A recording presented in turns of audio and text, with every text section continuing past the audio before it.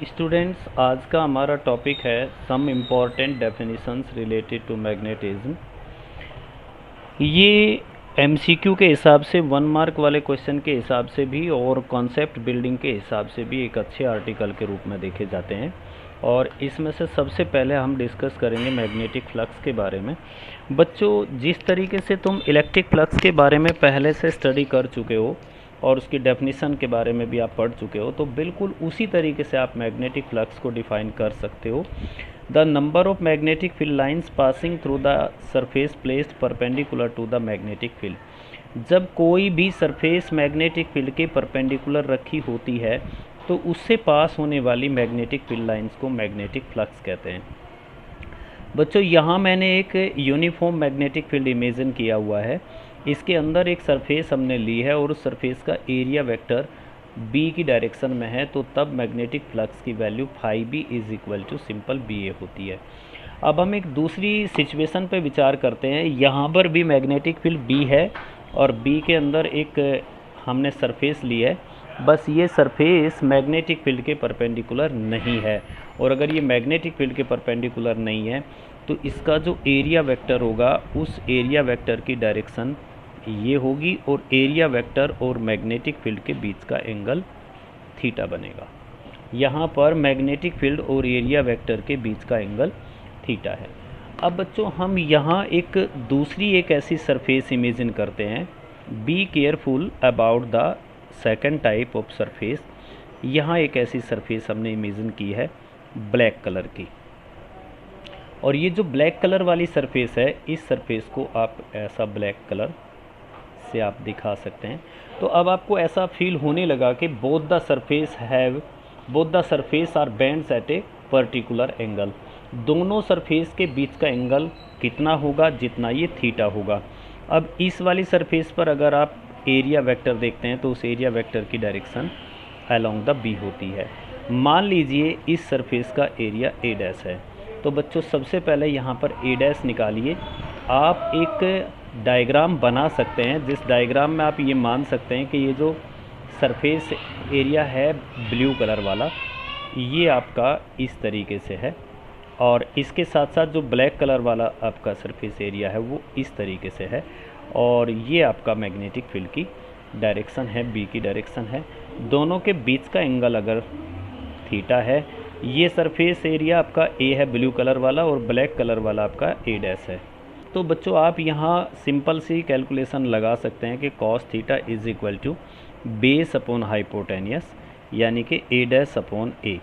So we can write as A dash is equal to A cos theta. तो यहाँ जो magnetic flux होगा बच्चों, वो होगा magnetic flux phi B is equal to magnetic field B और into A cos theta. इसको हम लिख सकते हैं phi B is equal to B A cos theta.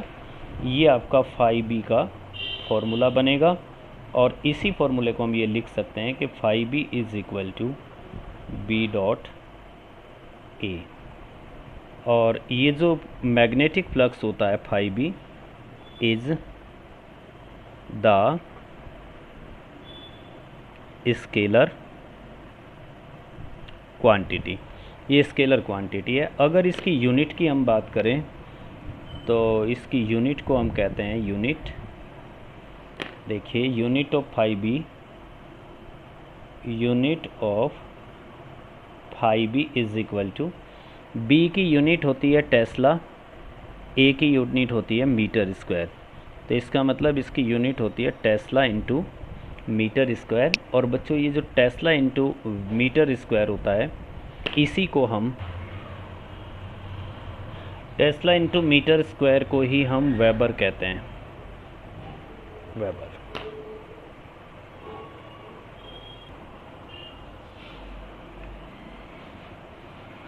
But students, tesla is equal to होता है newton into ampere into metre. तो अगर टेस्ला की वैल्यू हम लिख देंगे तो यूनिट ऑफ फाई बी बनेगा, unit of phi B is equal to newton per ampere into metre into metre square, और इससे ये कट जाएगा और न्यूटन इंटू मीटर को हम जूल लिख सकते हैं, तो इट इज़ जूल पर एम्पियर। सेकेंड डेफिनीशन है बच्चों magnetic induction. The total magnetic field lines crossing the पर यूनिट एरिया ऑफ द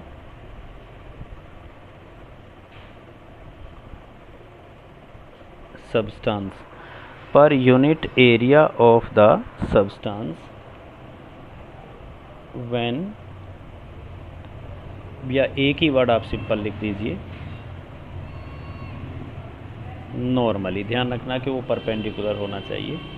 इसको आप इस तरीके से समझ सकते हो बच्चों कि जैसे मैंने यहाँ स्पेस में एक मैग्नेटिक फील्ड लिया है, ये एक ऐसा मैग्नेटिक फील्ड है, और this magnetic field is denoted by B nought, air में एग्जिस्ट करता है। अब हमने इस मैग्नेटिक फील्ड के अंदर यहाँ एक सबस्टांस रख दिया है। मान लो मैंने ये एक मटेरियल इसके अंदर ऐसा रख दिया है, और मटेरियल को रखने से क्या हुआ, देखिए ये दो मैग्नेटिक फील्ड लाइंस जो इस मटेरियल के अंदर से पास होनी थी, ये तो इसके अंदर से पास हो ही रही है, ये भी इसके अंदर से पास हो रही है, लेकिन ये वाली जो मैग्नेटिक फील्ड लाइन थी जो इसके अंदर से पास नहीं हो रही है, ये भी इसके अंदर से पास होने लगती है। तो ऐसी सिचुएशन में ये जो सबस्टांस है, इस सबस्टांस के अंदर जो टोटल मैग्नेटिक फील्ड होता है, टोटल मैग्नेटिक फील्ड, वो अलग से भी प्रोड्यूस हो जाता है, आसपास का भी। तो यहाँ पर टोटल मैग्नेटिक फील्ड बी जो होता है, बी नोट तो था ही था, पर साथ साथ इस मटेरियल के अंदर बी एम भी प्रोड्यूस हो जाता है। तो हम ये भी कह सकते हैं कि the total magnetic field produced inside the substance is called magnetic induction. बच्चों बी नोट और बी एम में क्या डिफरेंस है? बी इज़ इक्वल टू, अगर हम ये एक सोलेनॉइड के द्वारा प्रोड्यूस होने वाला मैग्नेटिक फील्ड ले रहे हैं तो it is mu nought N I, plus ये जो मैग्नेटिक फील्ड होगा ये mu nought N into I M, जो इंड्यूस्ड करंट होगा ये उस इंड्यूस्ड करंट के द्वारा प्रोड्यूस होने वाला मैग्नेटिक फील्ड होगा। वर्ड बच्चों जैसे मैग्नेटिक इंडक्शन वर्ड होता है वो सिंपली मैग्नेटिक फील्ड के लिए यूज़ होता है, तो जहाँ पर हम मैग्नेटिक फील्ड वर्ड यूज़ करते हैं वहाँ पर आप इसको मैग्नेटिक इंडक्शन समझ लेंगे। इसके बाद बच्चों नेक्स्ट इसकी डेफिनेशन होती है intensity of magnetising field. Third definition intensity of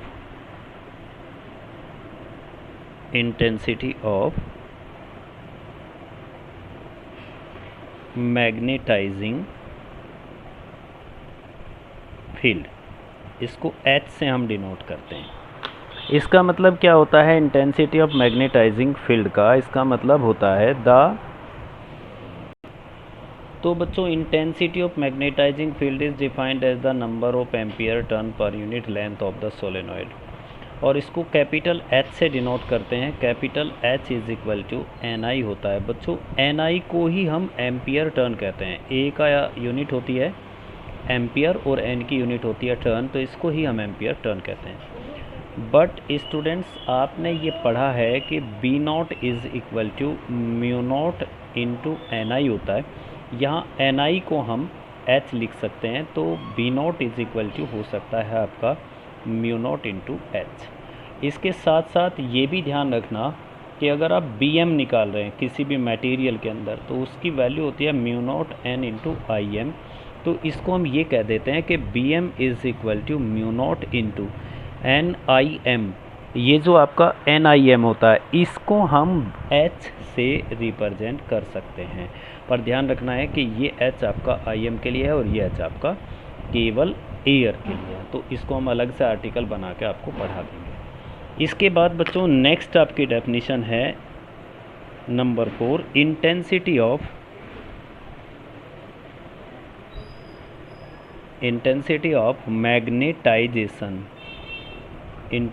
of magnetization, जिसको कैपिटल M कहते हैं। एक सेकेंड आपको इसकी यूनिट और लिख के बता देता हूँ। जो इंटेंसिटी ऑफ मैग्नेटाइजेशन इसकी यूनिट होती है एम्पियर पर मीटर। ये ध्यान रखना, इसकी यूनिट में कहाँ लिखूँ, इसकी यूनिट होती है, unit is equal two ampere per metre. अब इंटेंसिटी ऑफ मैग्नेटाइजेशन का मतलब क्या है? The magnetic dipole moment, the magnetic dipole moment developed in the substance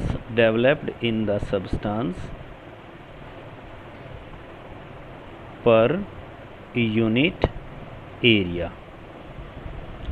इसको हम कह सकते हैं कि m इज़ इक्वल टू, जब किसी भी सबस्टांस के अंदर मैग्नेटिक डाइपोल मोमेंट क्रिएट होता है तो net magnetic dipole moment upon volume.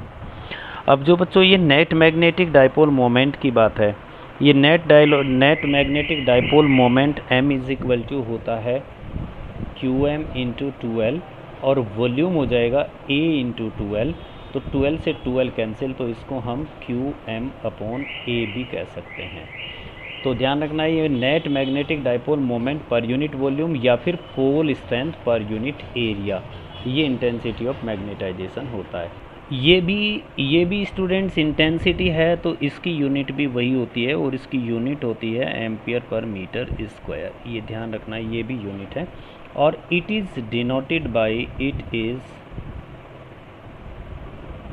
Denoted by capital M और I। इसको I से भी डिनोट करते हैं और इसको कैपिटल M से भी डिनोट करते हैं। आपकी नेक्स्ट डेफिनेशन है बच्चों magnetic permeability. It is defined as the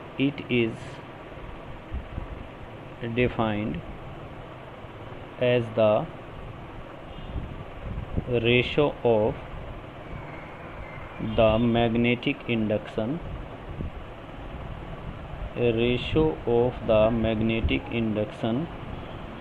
to the intensity of magnetising field. इसको हम म्यू से डिनोट करते हैं और म्यू इज़ इक्वल टू होता है b अपॉन h। तो म्यू का फॉर्मूला आपका b अपॉन h। अब इसकी यूनिट की अगर हम बात करें बच्चों, तो unit of mu is unit of b की यूनिट होती है टेस्ला और h की यूनिट होती है ampere per metre ampere per metre. तो इसकी यूनिट बनती है एम्पियर पर मीटर, तो इसको हम कहते हैं TMA inverse is the unit of magnetic permeability. Next definition है बच्चों रिलेटिव परमिबिलिटी, और रिलेटिव परमिबिलिटी की डेफिनेशन है it is defined as the ratio of the permeability, जिसको हमने म्यू कहा था, to the permeability of the free space की परमिबिलिटी को हम म्यू नोट कहते हैं। तो स्टूडेंट रिलेटिव परमिबिलिटी की डेफिनेशन है it is defined as the ratio of permeability, जिसको म्यू को मैंने यहाँ पे डिफाइन किया है, to the permeability of the free space, जिसको हम म्यू नोट कहते हैं। तो mu r is equal to mu upon mu naught, because mu are is the ratio of two same physical quantities, so it have no unit और it is the unitless quantity. इसके बाद बच्चों next definition है magnetic susceptibility. Magnetic susceptibility is defined as the ratio of intensity of magnetisation, जो अभी अभी आपने पढ़ा है, और to the intensity of magnetising field. दो प्रकार की इंटेंसिटी होती है, एक मैग्नेटाइजेशन जो सबस्टांस की है और दूसरी है intensity of magnetisation field M और एच। इसको चाई एम से डिनोट करते हैं, chi M is equal to M upon H. तो प्रीवियसली अभी अभी आपने देखा कि एम की यूनिट होती है एम्पियर पर मीटर और इसकी यूनिट भी एम्पियर पर मीटर होती है, तो इसका मतलब ये यूनिट लेस क्वांटिटी है, इसकी कोई भी यूनिट नहीं होती है। नेक्स्ट आर्टिकल है बच्चों रिलेशन बिटवीन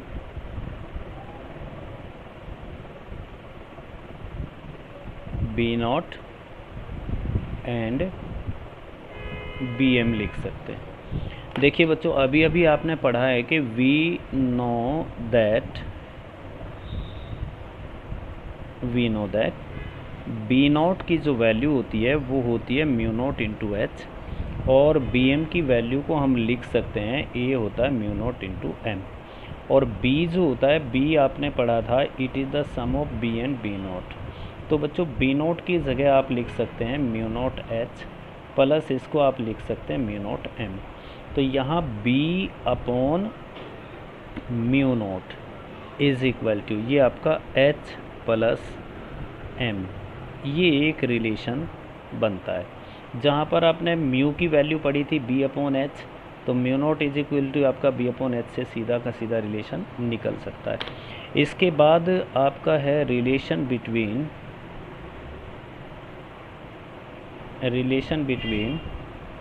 चाई एम एंड म्यू आर और चाई एम के बीच का रिलेशन। बच्चों अभी आपने पढ़ा है कि वी नो दैट